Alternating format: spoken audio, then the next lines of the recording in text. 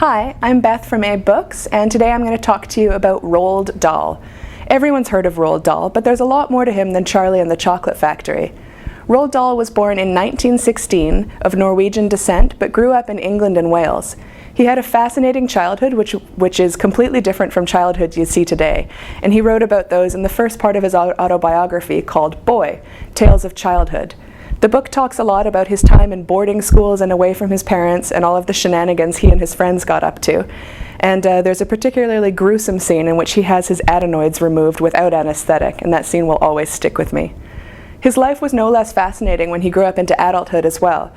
Going Solo is the continuation of his autobiography and talks about his time in World War II as a Royal Air Force pilot, among all kinds of other adventures. He was an interesting man. But there's more than nonfiction to the adult writing Roald Dahl provided. There are several collections of short stories that I can't recommend highly enough.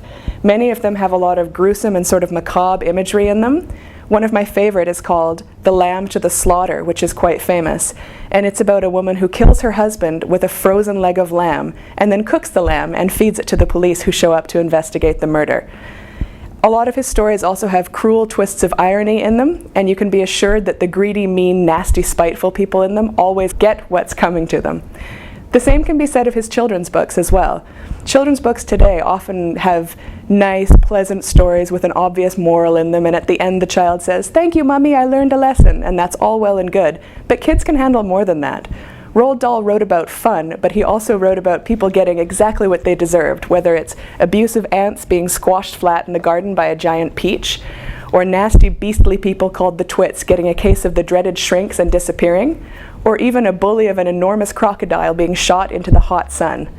Roald Dahl knew exactly what kids were about. He made them laugh, he grossed them out, and he didn't pull any punches, and children love his writing because of it.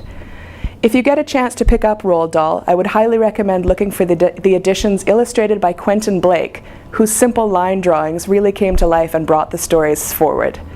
As well, I would recommend my very favorite Roald Dahl book, The BFG, about a big friendly giant who lives among mean, horrible, child-chewing giants and makes a difference.